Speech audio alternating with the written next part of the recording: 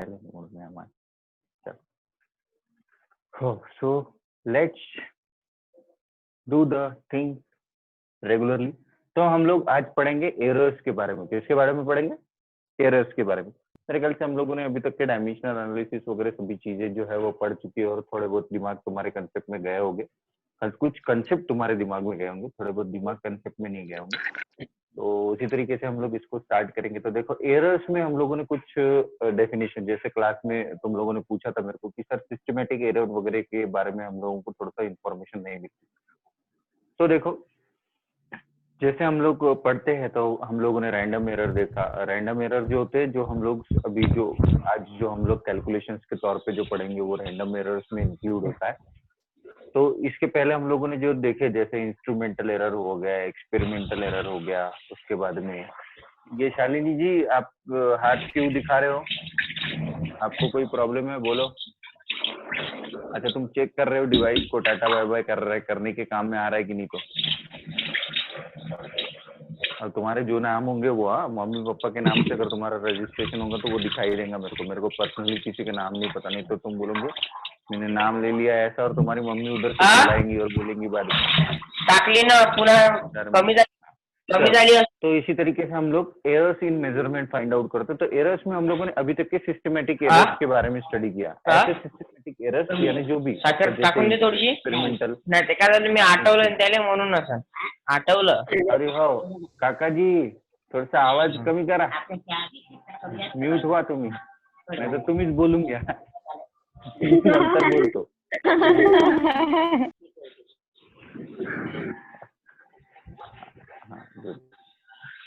हाँ, कभी कभी हो जाता है, उनको भी पता नहीं रहता है कि माइक के सामने करके, है ना। कभी कभी एक बार तो ऐसी क्लास ले रहा था बच्चे की मम्मी सब्जी खरीद रही थी, जो झगड़ा कर रही थी उस सब्जी खरीदने वाले के साथ में। तो मैंने भी क्लास लेना बंद कर दिया। मैं बोला चलो कुछ ना हो, 15 मिनट का यही एंटरटेनमेंट चल रहा है तो ले ही लेते हैं, है कि नहीं। उसमें भी तो नॉलेज मिलेगा अपने को भी, सामने वाले से जब झगड़ा करते हैं अपन तो अपने को भी 2-4 वर्ड मिल जाएंगे, है कि। सभी बच्चे गौर से सुन रहे थे उसकी मम्मी की आवाज, है ना। बाद में उसको 15 मिनट के बाद में पता चला कि यार मेरी मम्मी का आवाज वहां तक के जा रहा था। बेचारे को बड़ा फील हुआ दूसरे दिन। बोलता सर एक्सट्रीमली सॉरी। अरे सॉरी क्या है, नेचुरल बातें भी है। सब्जी वाला सब्जी नहीं दे रहा, पावभाजी नहीं करने को मिल रहा, तो 2-4 बातें तो निकलेंगी, है कि नहीं। तो इसी तरीके से हम लोग जो एरर्स को हम लोग फाइंड आउट करते हैं। तो एरर्स कैसे है, हम लोग जिस तरीके से हम लोग कैलकुलेट करते हैं। तो एरर्स यानी हम लोगों ने अभी तक के सिस्टमेटिक एरर देखा। सिस्टमेटिक एरर यानी वही जिसमें जिसको हम लोग कहते हैं कि it is not arises due to fault, है ना। जैसे हम लोग बोल सकते हैं सिंपली कि जो भी हम लोग मेजरमेंट वगैरह करते हैं, जैसे जिसमें ये जो एक्सपेरिमेंटल हो गया, इंस्ट्रूमेंटल हो गया, उसके बाद में पर्सनल एरर हो गया या टेक्निकल इश्यूज वगैरह हो गए, ये सभी जो चीजें होती है ना, that is called as the systematic error. यानी सिस्टमेटिक एक पर्टिकुलरली एक सिस्टमेटिक तरीके से हमारे कैलकुलेशंस में एंटर हो जाता है ना। जैसे हम लोग देखते हैं तो these are all the types of systematic errors. So जब भी आप लोग ऐसा देखो कि that is nothing but fault in the measurement and accuracy, है ना। Fault in the measurement and accuracy of a particular measurement, हम लोग ऐसा बोल सकते हैं। तो उस फॉल्टी टेक्निक्स को ही हम लोग सिस्टमेटिक एरर के नाम से जानते हैं। तो सिस्टमेटिक एरर में हमने जितने भी टाइप्स पढ़े, वो जैसे आप लोगों का एक्सपेरिमेंटल एरर था, या फिर आप लोगों का इंस्ट्रूमेंटल एरर था, आप लोगों के पर्सनल एरर थे, ये सारी चीजें जो होती है वो systematic error, it is a part of that. Systematic error is the big heading, आप लोग बोल सकते हैं बिग बॉस है। और हम लोग तो बाकी जो रैंडम एरर, एक्सपेरिमेंटल एरर, ये सभी जो है वो चीजें क्या है, वो उनके छोटे छोटे बच्चे। तो उसी तरीके से तो एरर कभी कभी भी आ जाता है ना। तो उसी तरीके से आज हम लोग देखने वाले हैं वो है रैंडम एरर्स। और रैंडम एरर्स जो होते हैं वो कैलकुलेशन में आते हैं, जिनको हम लोग ऐसा है कि जिनको हम लोग निकाल नहीं सकते। सिर्फ हमारी प्रोसीजर यही होती है कि हम लोग उसको मिनिमाइज से मिनिमाइज कर सकते हैं ना। जैसे हम लोगों को पता है कि हर बार ऑब्वियसली हम लोग हर बार जब मेजरमेंट करते हैं, जैसे जैसे समझो किसी एक सिंपल बैट का अगर मेजरमेंट आपको करना है तो आप हमेशा कॉर्नर से ही उसको मेजर करते हो और आप लोग टिप के तक के लेके जाते हो। लेकिन हमको पता है कि इसका जो हैंडल होता है ना, हैंडल और टिप के बीच में जो गैप होती है, उसकी वजह से आप एग्जैक्ट लोकेशन पे आप लोग उसको टेप को मेजर नहीं कर सकते और एग्जैक्टली आप लोग लेंथ नहीं कैलकुलेट कर सकते। तो इसी तरीके से जो एरर्स होते हैं वो एरर्स ऑटोमेटिकली कभी भी अराइजेस हो जाते हैं, और वो जो होते हैं आप कोशिश भी करोगे तो भी वो एरर्स जो है वो एक्सपेरिमेंटल मेजरमेंट में से गायब नहीं हो सकते, यानी जा नहीं सकते। सिर्फ क्या हो सकता है, हम उनको मिनिमाइज करने की कोशिश कर सकते हैं ना। तो हमारे हाथ में बस यही है कि भैया जैसे आप लोगों के साथ में जो आज की जो सिचुएशन हुई कि आने के लिए तो हम तो तैयार है, लेकिन कभी कभी सिचुएशन की वजह से घर पे बैठना भी अच्छा ही रहता है कि नहीं है। तो इसी तरीके से हम लोग यहाँ से फाइंड आउट करते हैं। तो रैंडम एरर्स में हम लोग यहाँ पे तीनों चीजें पढ़ेंगे। सबसे पहले हम लोग तो रैंडम एरर्स यानी कैसे होते हैं कि ये जो टेक्निकली आते हैं, और इसी वजह से क्या होता है कि सेम एक्सपेरिमेंट को हम बार बार रिपीट करते हैं। क्या करते हैं, सेम एक्सपेरिमेंट को हम बार बार रिपीट करते हैं। बार बार रिपीट करने की वजह से क्या, हाँ बिल्कुल बिल्कुल, बहुत बढ़िया। तो हम लोग भी बार बार क्या करते रहो,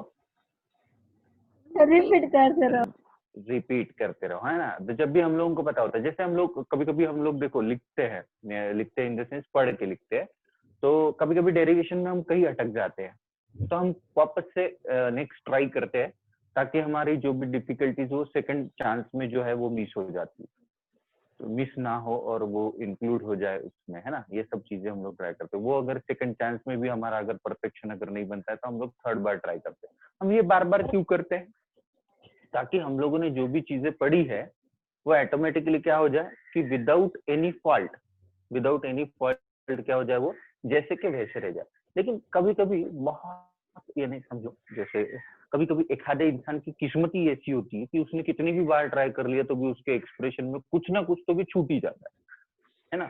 तो उस चक्कर में कभी कभी बच्चा निराश भी हो जाता है कि ऐसा लगता है कि क्या यार, मैं अकेला तो नहीं ऐसा इंसान हूँ यार, बाकी सब बच्चों का जल्दी याद हो जाता है, मेरा जल्दी याद नहीं होता। तो उसको ऐसा निगेटिव वाला फील ज्यादा आ जाता है। लेकिन एक बार हमेशा ध्यान में रखना कि कोई इंसान धुरंधर नहीं होता, है ना। कभी ना कहीं, कहीं ना कहीं तो भी कोई ना कोई तो कंसेप्ट ऐसा होता ही है जिसकी वजह से अपना मत्था जो होता है वो पूरा खराब हो जाता है और हम लोग कॉन्सेंट्रेट नहीं कर पाते। तो ऐसे कई चांसेस आएंगे आप लोगों को, अभी 11th-12th में आप लोग देखोगे, और मैक्सिमम चांसेस है कि परसेंटेज कम हो गए, है ना। मैं पहले से वार्न कर देता हूँ कि मेहनत करनी है ना, बोर होना नहीं है कंसेप्ट में। अगर तुम लोगों को ऐसा लगता है कि एक आधा टॉपिक हमारे दिमाग से स्किप हो रहा है, तो आपको कंटिन्यूसली लगे रहना है। जिस दिन लगे रहना छोड़ दिया उस दिन समझ लो कि उसके कंसेप्ट गए।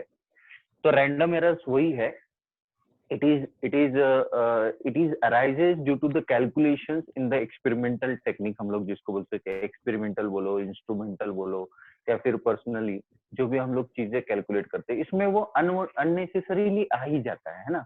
तो अननेसेसरीली आने की वजह से उसको हम लोग क्या कर सकते हैं, we are not going to kept out outside the calculating system, है ना। हम एक कैलकुलेटिंग सिस्टम से उसको बाहर नहीं फेंक सकते, it is a part of that calculation. And because of that हम लोग क्या कर सकते हैं, उसको रिपीटेडली करके उसको मिनिमाइज कर सकते हैं। इट इज, तो रैंडम एरर में हम लोग एक शॉर्टकट सा पॉइंट हमारे जो दिमाग में रहेगा उसके लिए, we try to only minimize the error,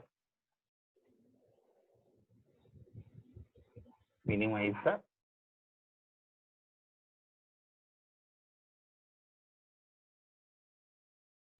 तो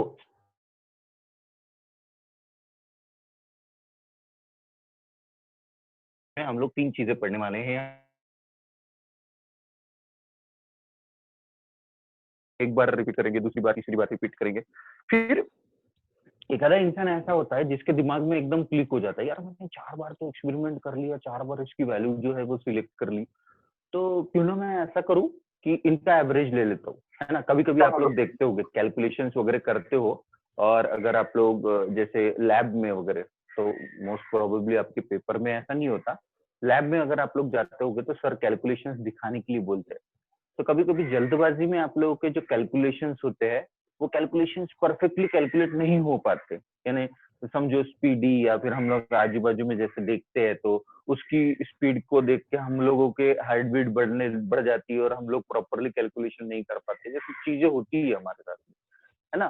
तो ये सब चीजें होने की वजह से कैसा होता है, हम इतना घबरा जाते हैं कि जिसके चक्कर में होता है कि कुछ समय के बाद में हमको ऐसा लगता है कि छोड़ दो यार, इसको कैलकुलेशन नहीं करना, कुछ भी नंबर डाल दो और दे दो सब सर को, सर देखते बैठेंगे क्या करना है, तो है ना। तो इस तरीके की जो चीजें होती है, ये चीजें आप लोग हमेशा करते हो, तो वही चीजें यहाँ पे होती है। तो हम लोग क्या करते हैं कि कभी कभी अगर समझो 3 या 4 कोशिशों के बाद में अगर आंसर नहीं निकला, तो हम लोग डायरेक्टली उसका एवरेज निकाल लेते हैं और एवरेज वैल्यू को ही हम लोग उसकी ट्रू वैल्यू है ऐसा हम लोग कंसीडर कर लेते हैं। तो हम लोग यहाँ पे सबसे पहले स्टडी करेंगे दैट इज एवरेज वैल्यू। क्या स्टडी करेंगे? Average value.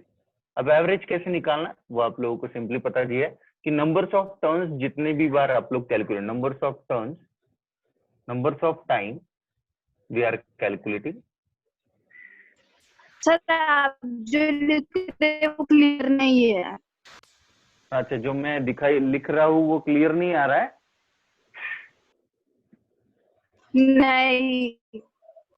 नहीं आ रहा है ना क्लियर? हाँ, एक बार स्क्रीन को फिर से करना पड़ेगा, कभी कभी इसको भी थोड़ा सा झटके आ जाते हैं। अभी दिखाई दे रहा है क्लियर? हाँ ठीक है।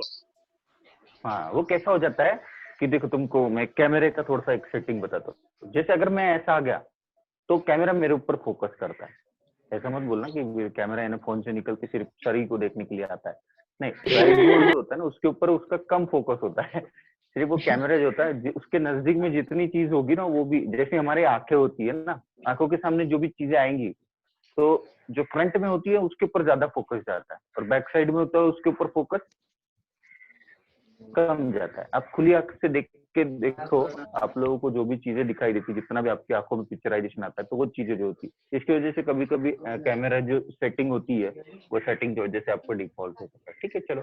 Numbers of time we are calculating the terms divided by numbers, divided by that number, हम लोग ऐसा बोल सकते हैं। ठीक है, तो सिंपल सी चीज होती है, जितनी बार मैं कैलकुलेशंस करूंगा उतने सारे नंबर्स के मैं एडिशन करूंगा, और एडिशन करने के बाद में तो इसके लिए हम लोग सिंपल सा फॉर्मूला लिखते हैं। समझो पहले पर्सन जो भी रहेगा, हमारे जितने भी नाम करण है, A1 plus A2 plus A3, समझो ऐसे 4 लोगों ने कैलकुलेशंस किए और 4 लोगों के आंसर्स अगर अलग आए, डिवाइडेड बाय मैंने 4 कर दिया, तो इनकी एवरेज जो भी निकली उसको मैंने कह दिया मीन वैल्यू। क्या कह दिया मैंने?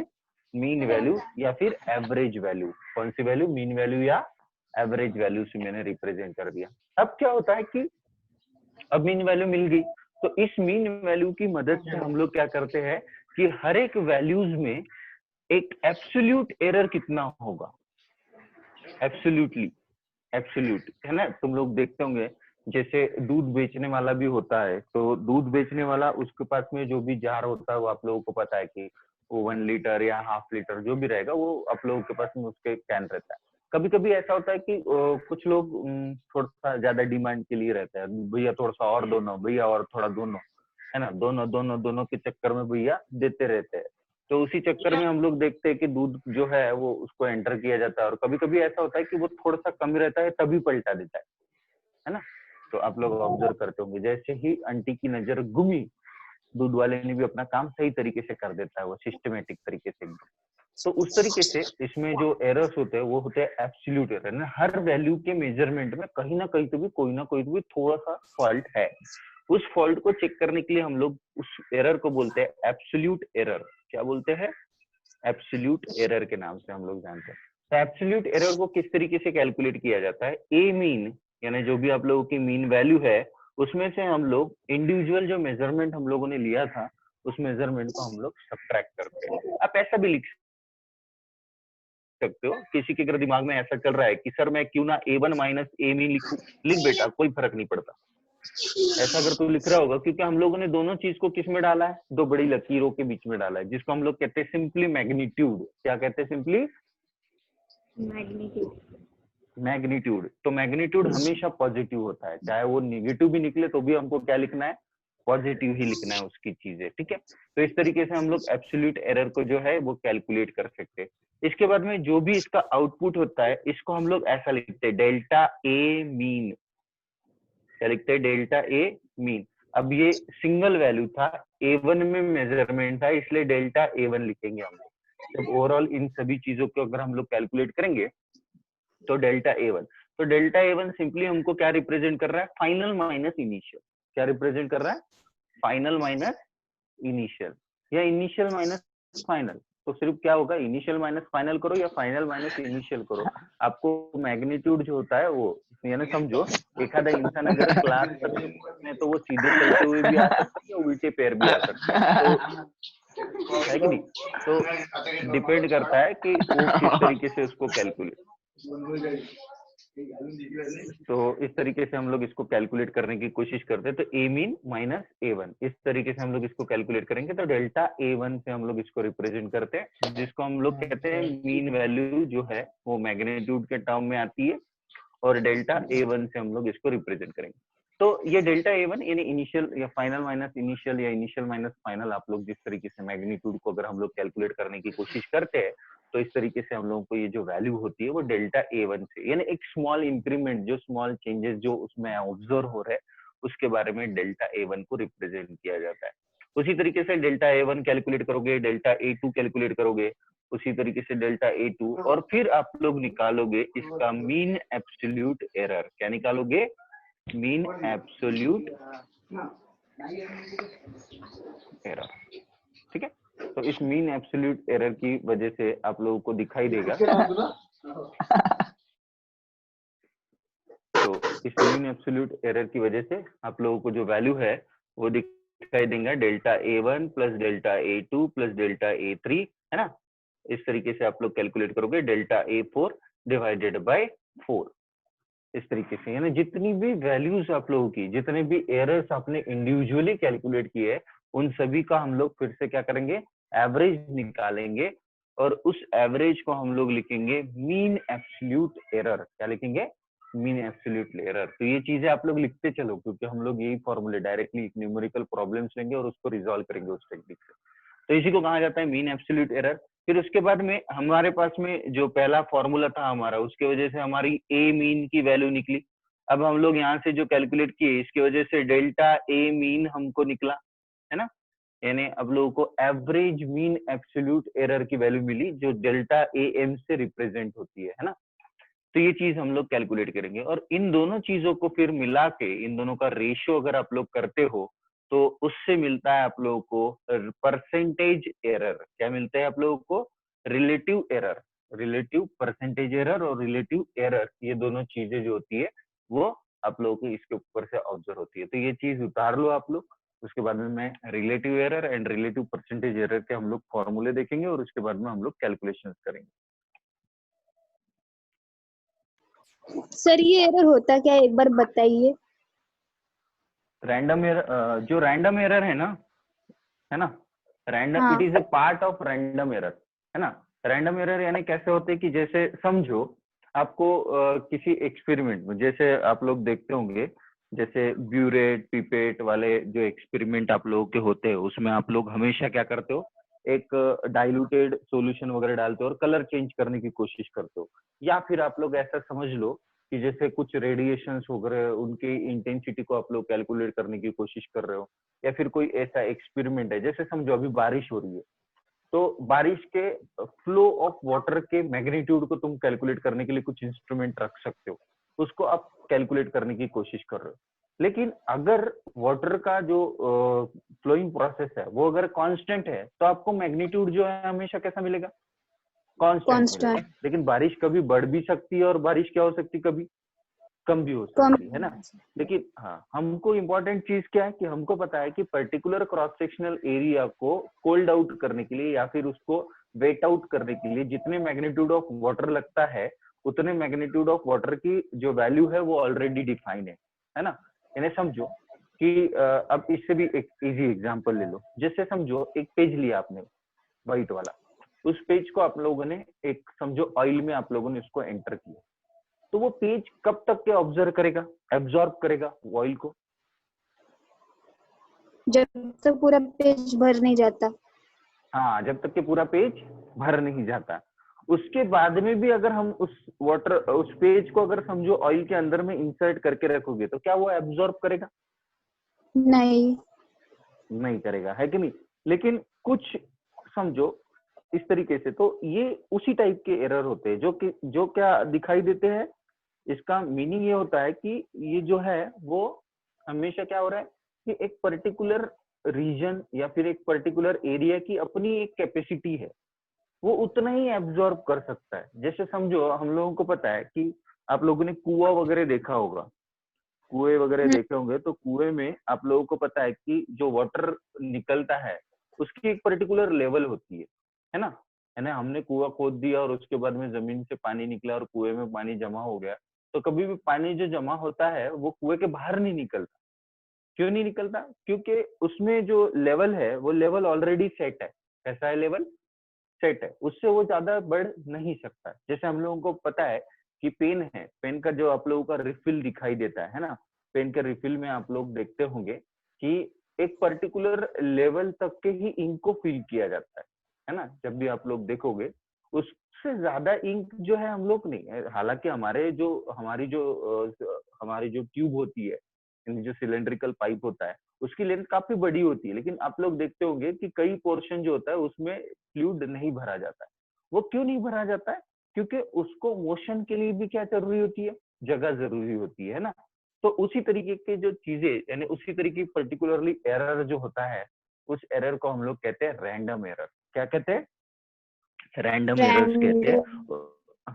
हाँ, और ये जो रैंडम एरर है, उन रैंडम एरर्स में ही ये सारे जो एरर्स है, जिसको हम लोग कहते हैं एवरेज वैल्यू जो निकालते हैं, एब्सोल्यूट एरर हो गया, मेजरमेंट। जैसे आप लोग सिंपली देख लो ना, आप लोगों ने सेम हाइट की पेन्स खरीदी, कितनी सेम हाइट की पेन खरीदी, और सभी पेन्स की आप लोग रिफिल निकाल के देखो, और उस रिफिल में फील हुए इंक को आप लोग देखो। क्या सभी पेन के इंक में सभी सब तो एक ही कंपनी की पेन है? हाँ, सारी एक ही कंपनी की पेन है और सभी वही चीजें आप लोगों ने अगर इंक्लूड किए, तो क्या लगता है आपको कि जो आप लोगों का ऑब्जर्वेशन रहेगा, क्या हर एक पेन की रिफिल में सेम इंक रहेगा? थोड़ा कम ज्यादा रहता है। थोड़ा कम ज्यादा रहता है ना। इसका मतलब क्या है? अब हर एक पेन का काम क्या है? लिखने का। हर एक पेन का काम क्या है? लिखना। लिखने का काम है। हाँ, तो इसी वजह से ये जो है उसमें पता है हम लोगों को, लेकिन हम लोग क्या करते हैं कि जैसे रिफिल प्रिपेयर हुआ, तो रिफिल में हर एक इसमें क्या हुआ, कुछ ना कुछ तो भी एवरेज वैल्यू के कंपेरेटिवली किसी में जो फ्लूइड जो है वो ज्यादा है और किसी में फ्लूइड क्या है, कम है। तो उसी तरीके के जो एरर्स होते हैं वो कोई इंसान जानबूझ के नहीं करता है। कभी कभी मेजरमेंट के समय में समझो, अगर आप किसी अगर ट्यूब में अगर समझो वाटर इंसर्ट करने की कोशिश करो और गलती से वहां अगर बबल आ जाए, तो उसकी वजह से जो सामने वाला इंसान है उसको जो वाटर का क्वांटिटी है वो थोड़ा सा कम मिल सकता है। या फिर इस तरीके से हम लोग जो फ्लो ऑफ, जैसे हमारे फ्लो ऑफ ब्लड भी अगर हम लोग बोले कि अगर एयर बबल आ जाता है, तो भगवान ना करे ऐसी कोई चीज हो जाए, एयर बबल आपके इसमें आए, तो इस तरीके की जो चीजें होती है जिसकी वजह से यानी ऑटोमेटिकली आप न चाहते हुए भी ऐसे एरर्स जो होते हैं वो आ ही जाते हैं ना। जैसे हम लोग बकेट, हम लोग अगर समझो एक जगह से दूसरी जगह अगर हमको अगर पानी को ट्रांसफर अगर करना है और हमारे हाथ में अगर एक छोटी सी बकेट अगर दे दी जाए, तो हम हर बार सेम मैग्नीट्यूड का वाटर लेके जाएंगे? ये कोई पॉसिबिलिटी है क्या? इसकी कोई एक्यूरेसी नहीं रहती कि अब हम हर बार एक बकेट भर पानी लेंगे और उसकी जितनी लेवल है उतनी लेवल से हम एक जगह से दूसरी जगह ट्रांसफर करेंगे। तो ये जो टाइप्स के एरर जो होते हैं इनको कहा जाता है random error. It is not arises due to experimental technique. It is not arises due to instrumental technique. It is not arises due to personal error, but unnecessarily it is entering in your calculations. तो उस type के errors को हम लोग क्या कहते हैं? Random errors कहते हैं। क्या कहते हैं हम लोग? Random error. और ये जो रैंडम एरर्स होते हैं उनमें हर एक, जैसे तुम लोगों को पता है, हम लोगों ने हमेशा घोड़े और गधे की कहानी जो सुनी है और उसके ऊपर में हम लोग कॉटन वगैरह रख देते या रेत रख देते, ये कहानी आप लोगों ने सुनी होगी ना। तो हर एक इंसान के ऊपर डिपेंड करता है। कोई आलसी होता है तो उसने फट से मेजरमेंट कर लिया, कुछ भी वैल्यू है वो फिक्स कर ली। कुछ जो होता है वो एकदम एग्जैक्टली एक्यूरेटली मेजर करने के लिए तो उसको समय लगेगा उस इंसान को। तो इस तरीके से जो चीजें मैनिपुलेट होती है उनको कहा जाता है रैंडम एरर। क्या कहा जाता है? Random error. अब हो गई चीज क्लियर? हाँ सर। गुड। तो इस तरीके से हम लोग इसको कैलकुलेट करते हैं, तो मीन वैल्यू और एब्सोल्यूट वैल्यू। अब हम लोग देखेंगे दैट इज रिलेटिव एरर। तो नेक्स्ट रिलेटिव एरर का, और इसका फॉर्मूले हम लोगों को लिखने की जरूरत है, ज्यादा थ्योरेटिकल ये चीजें पूछी नहीं जाती, डायरेक्टली आपको न्यूमेरिकल प्रॉब्लम्स जो है इसके साथ में जो भी एसोसिएटेड न्यूमेरिकल प्रॉब्लम होता है उसको उसी को पूछा जाता है। तो इसलिए हमेशा याद में रखना कि इस तरीके से। तो हम लोगों का जो नेक्स्ट फॉर्मूला रहेगा वो रहेगा रिलेटिव एरर। तो रिलेटिव एरर यानी क्या करना कि रिलेटिव एरर यानी जो भी आप लोगों की रिलेटिव एरर। अब इसके लिए एक छोटा सा एग्जांपल, आगे चल के तुम लोगों को ये चीज यानी थोड़ी सी कैलकुलेशन के तौर पे समझ में भी आएगी कि हम लोग रिलेटिव जो चीजें होती है वो कैसे फाइंड आउट करते हैं। अब मेरे को एक बताओ, सिंपली अगर हम एक कार ले ले, क्या ले ले, हम ले ले यानी अभी नहीं लेंगे, जब आएंगे पैसे तुम्हारे पास में तब ले लेना, लेकिन अगर हम एक कार अगर लेते हैं, इस कार की speed with respect to ground समझो कुछ 10 मीटर पर सेकेंड है ना, और एक पर्सन है जो दौड़ रहा है उसी सेम ट्रैक पे जिसकी स्पीड है 5 मीटर पर सेकेंड, है ना। तो अब इसकी स्पीड भी किसके रिस्पेक्ट में है, कार। इसकी स्पीड पर्सन की स्पीड भी किसके रिस्पेक्ट में, ग्राउंड के रिस्पेक्ट में। कार की स्पीड भी किसके रिस्पेक्ट में है, ग्राउंड के रिस्पेक्ट में। अब क्या हम इस कार में अगर बैठे हुए हैं तो इस कार में बैठा हुआ इंसान इस पर्सन की स्पीड को आइडेंटिफाई कर सकता है क्या? नहीं। ये चीज आपको अभी लगता है कि हम नहीं आइडेंटिफाई कर सकते, लेकिन इसी इफेक्ट को कहा जाता है डॉपलर इफेक्ट। क्या कहा जाता है, डॉपलर इफेक्ट। तो डॉपलर इफेक्ट की मदद से हम एक जगह से बैठ के दूसरे की स्पीड को आइडेंटिफाई कर सकते हैं कि वो कितनी की स्पीड से जा रहा है। जैसे इसके लिए तुमको एक एग्जांपल बताता हूँ। जैसे हम लोगों को पता है कई जो बिग सिटीज होती है या फिर कई मॉडिफाइड जो कंट्रीज हैं उसमें आप लोगों को दिखाई देता है कि व्हीकल्स जो होते हैं वो रोड साइड पे कभी कभी अपनी स्पीड लिमिट को क्रॉस कर लेते हैं, है ना। तो स्पीड लिमिट को क्रॉस करने की वजह से डेफिनेटली तो पुलिस जो होती है उनको कैसे पता चल जाता है कि इसने स्पीड लिमिट को जो है वो एक्सीड कर लिया। तो वो एक्सीड कर लिया है उसने, उसको उनकी रिलेटिव वेलोसिटी के ऊपर से पता चलता है। किसकी वजह से चलता है, रिलेटिव वेलोसिटी। और इस तरीके से रिलेटिव वेलोसिटी किसी चीज में आइडेंटिफाई करनी है, उस इफेक्ट को आगे चल के आप लोग हमको अगर कलर में वेरिएशंस कभी कभी ऑब्जर्व होता है, एक आधी बार जब हम लोग डॉपलर इफेक्ट तब मैं तुम लोगों को एक अच्छी सी कहानी बताऊंगा और उसके थ्रू फिर आप लोगों को समझ में आएगा कि किस तरीके से। तो ये जो चीजें होती है, तो हम लोग स्पीड, ये जो कार में बैठा हुआ इंसान है वो डेफिनेटली वॉकिंग वाला जो पर्सन है उसकी स्पीड को आइडेंटिफाई कर सकता है ना। क्यों? क्योंकि अगर हमको इन दोनों के बीच में रिलेटिव स्पीड अगर पता है, अब देखो प्रैक्टिकली अगर हम लोग चीजें अगर कंप्लीट करते हैं तो हम लोगों को पता है। अब ये चीज क्या होगी कि जैसे हम लोगों को, हाँ हम लोगों को हमेशा ऑब्जर्व होता है, आप लोग अभी एक्सपेरिमेंटल थिंग जो है वो आप लोगों के सामने है, ठीक है। तो थोड़ा सा मैं इसको पीछे कर लेता हूँ। तो देखो सिंपल सी चीज है, आप लोगों को पता है कि जैसे आप व्हीकल चला रहे हो, सामने का पर्सन आप लोगों का चलते हुए जा रहा है, तो आप जैसे जैसे व्हीकल को चलाते हुए जाते हो आपको दिखाई देता है कि वो अभी नजदीक आ रहा है ना। ये चीज पता चलती है कि नहीं आप लोगों को, कि एकदम सडनली आप लोगों की गाड़ी जाती है और उसके पास से गुजर जाती है और बाद में आपको पता चलता है कि नहीं यार हाँ ये नजदीक आके गया आपने, ऐसा होता है क्या? नहीं। हमेशा आप लोग कार से जाने वाला जो इंसान है उसको डेफिनेटली सामने वाला इंसान दिखाई देगा, और जैसे जैसे आप नजदीक जाते जाओगे वो आपके क्लोज में आएगा। यानी आपकी जो व्हीकल की जो स्पीड है, जो भी डिस्टेंस है, वो डेफिनेटली अगर कांस्टेंट स्पीड के साथ में जा रहे हो तो डिस्टेंस तो कॉन्स्टेंटली कवर होगा कि नहीं होगा। तो इस कॉन्स्टेंटली डिस्टेंस अगर वो कवर कर रहा है तो उसके थ्रू वाई कैलकुलेशन आप ऑटोमेटिकली क्या कर सकते हो, कैलकुलेट कर सकते हो। इसका मतलब ये नहीं कि सर ऐसा तो नहीं होता, ये गाड़ी वाला गाड़ी लेके जाता है और इसके नजदीक में आने के बाद में पूछता है बेटा तेरे मीटर में कितना कांटा चल रहा है, बता बर मेरे को थोड़ा सा रिलेटिव स्पीड जानना है इसकी। तो ऐसी चीजें नहीं होती है। तो हम ऑटोमेटिकली क्या कर सकते हैं, रिलेटिव स्पीड को लॉजिकली अगर आप लोग देखोगे तो आपके कैलकुलेशंस में आपको समझ में आएगा कि जिस तरीके से हम लोग एक पर्टिकुलर डिस्प्लेसमेंट को, डिस्प्लेसमेंट बोलो या फिर आप लोग जितना डिस्टेंस कवर करते हुए चलोगे उतने डिस्टेंस कवर करते समय में आप लोग आइडेंटिफाई कर सकते हो कि इसके यहाँ से लोकेशन से इस लोकेशन की स्पीड कितनी होगी, तो आप इसकी स्पीड को आइडेंटिफाई कर सकते हो। ठीक है, अब कैसे आइडेंटिफाई करोगे, देखो कि जहां से आपने मेजरमेंट करना शुरू की, आपके कार की स्पीड आप लोगों को पता है, जैसे समझो कार की स्पीड आप लोगों ने कुछ अगर एक मार्क कर लिया, समझो यहाँ पे पहला पेड़ था, इस पहले पेड़ के मार्क से मैंने इस कार को, इस इंसान को देखना शुरू कर दिया। जब दूसरा पेड़ आया, दूसरा पेड़ आया, तो दूसरा पेड़ आने के बाद में ये पर्सन जो है वो मेरा एग्जैक्टली मेरे को मिल गया है इस पर्टिकुलर पोजीशन।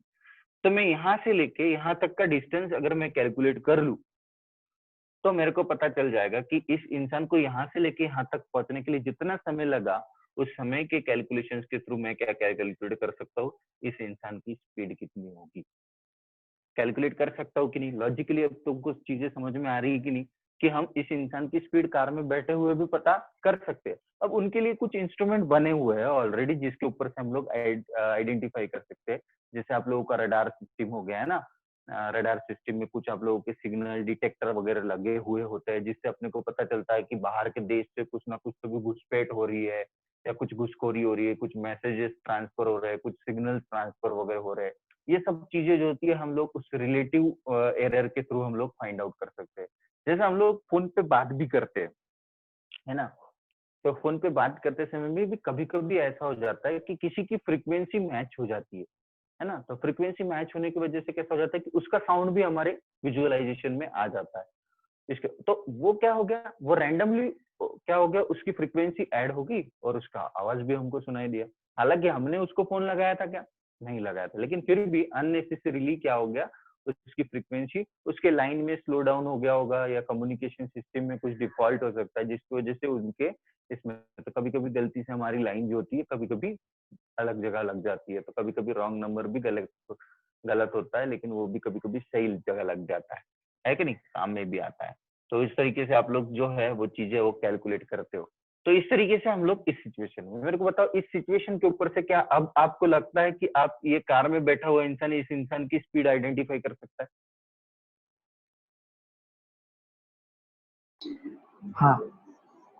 हाँ, अभी लगता है ना आप लोगों को, डेफिनेटली कैलकुलेट कर सकता है उसी चीज को। अब इस चीज को कभी कभी आसानी से फाइंड आउट करना, यानी हम लोग कहते हैं रिलेटिव वेलोसिटी को फाइंड आउट करना। क्या करना, रिलेटिव वेलोसिटी को फाइंड आउट करना। अब रिलेटिव वेलोसिटी यानी क्या होती है, देखो एक कार पे जो बैठा हुआ इंसान है उसकी speed with respect to ground और पर्सन की speed with respect to ground, अगर ये दोनों चीजें हमको पता है तो हम डायरेक्टली स्पीड ऑफ कार, जो स्पीड ऑफ कार जो है उसकी स्पीड अपन विथ रिस्पेक्ट टू कैलकुलेट कर सकते हैं पर्सन, जिसको हम लोग कहते हैं रिलेटिव एरर। क्या कहते हैं हम लोग उसको, रिलेटिव एरर। तो सिंपली क्या करते हैं, स्पीड ऑफ, अब किसके रिस्पेक्ट में निकालना है वो डिपेंड करता है। अब स्पीड ऑफ पर्सन है माइनस स्पीड ऑफ कार, तो उसके रिस्पेक्ट में भी कर लो तो मैग्नीट्यूड मिल जाएगा आपको डेफिनेटली। तो कभी कभी कार की speed, the speed of person with respect to car अगर होगा तो माइनस कार पीछे आएगी, और स्पीड ऑफ कार जो रहेगा विथ रिस्पेक्ट टू पर्सन रहेगा तो कार सामने आएगा। तो इस तरीके से दोनों के इसमें से सब्ट्रैक्शन करके आप ऑटोमेटिकली आइडेंटिफाई कर सकते हो कि ये दोनों की नजदीक आने की जो स्पीड है वो कितनी थी। तो ऐसे भी हमको ऑब्जर्वेशन हो जाता है जब हम किसी को कार को अगर पीछे से लेके जाते हैं तो वो इंसान कितनी स्पीड से अपने नजदीक आ रहा है, ये चीज तो पता चलती है कि नहीं। जैसे हम लोगों को पता है, हमारे आंखों को भी सेंसेशन होता है, किसी ने अगर तुम्हारे तरफ बॉल फेंका तो हमको पता है ज्यादा तेजी से फेंकेंगे तो हमको दिखाई नहीं देगा, है ना, फट से लग जाएंगे हमको बॉल। जैसे हम लोग या आप लोग वो खींचतान वाला जो शो होता है ना, गेम होता है ना, उसमें खेलते होगे, है ना। कभी कभी अगर समझो स्लो स्पीड की, किसी का अगर समझो कैचिंग प्रैक्टिस बहुत अच्छी है तो जो स्पीड से आने वाली चीज भी होती है ना उसको भी बड़े रफ्तार से मोशन दे के पकड़ लेता है और उसके बाद में उसके ऊपर में पलट के मार सकता है।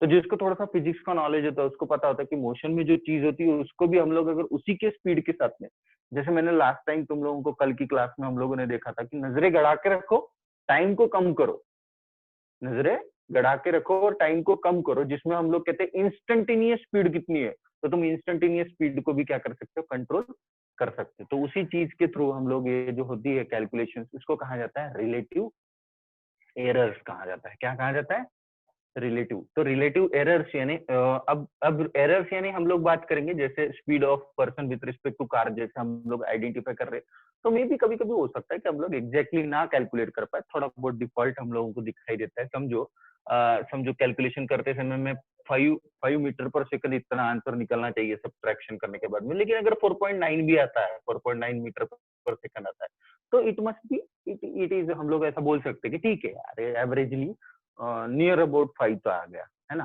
तो इस चीज में आप लोगों को कोई टेंशन लेने की जरूरत नहीं होती है, आप लोग रिलेटिवली क्या कर सकते हो, आइडेंटिफाई कर सकते हो। हाँ?